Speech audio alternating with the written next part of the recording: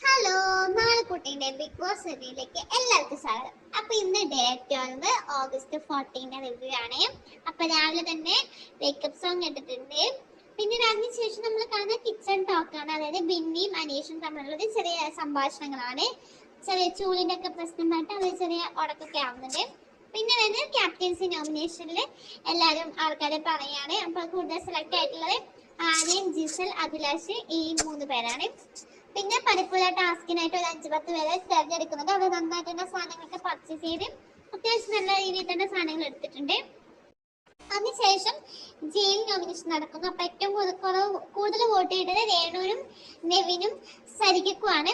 അപ്പൊ അത് കഴിഞ്ഞതിന് ശേഷം ജയിൽ നോമിനേഷന്റെ സമയത്ത് തന്നെ ജിസലും ഷാനവാസും അനുവും തമ്മിലൊരു വഴക്ക് നടക്കുന്നത്. കാരണം ജിസൽ എപ്പോഴും നൂല് ബ്രേക്ക് ചെയ്തുകൊണ്ടിരിക്കുകയാണ്. അപ്പൊ അനു എന്താണ് അതിന്റെ പേര് പറയുന്നുണ്ട്, ഷാനവാസ് അതിനെ പറ്റി എതിർക്കുന്നുണ്ട്.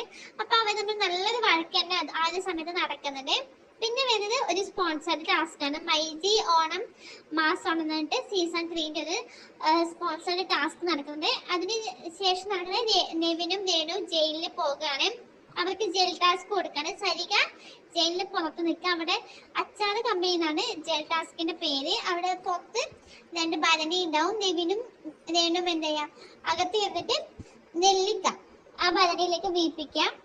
സരിക പുറത്ത് വീഴുന്ന നെല്ലിക്ക എടുത്ത് അവന് കയ്യിൽ കൊടുക്കുക. പിന്നെ അതിന് ശേഷം ബസലറി കേൾക്കുമ്പോൾ എന്ത് ചെയ്യുക, അവിടെ വെച്ചിട്ടുള്ള മുളക് പൊടിയും ഉപ്പൊക്കെ എടുത്തിട്ട് ഇതിലിടുക.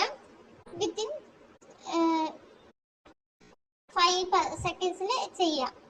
അപ്പം അത്രയാണ് ഇന്നത്തെ എപ്പിസോഡിൽ ഉണ്ടായത്. അപ്പം മാളക്കുട്ടീൻ്റെ വീഡിയോസ് അതുമായി കാണുകയാണെങ്കിൽ ലൈക്ക് ചെയ്യുക, ഷെയർ ചെയ്യുക, സബ്സ്ക്രൈബ് ചെയ്യുക. താങ്ക്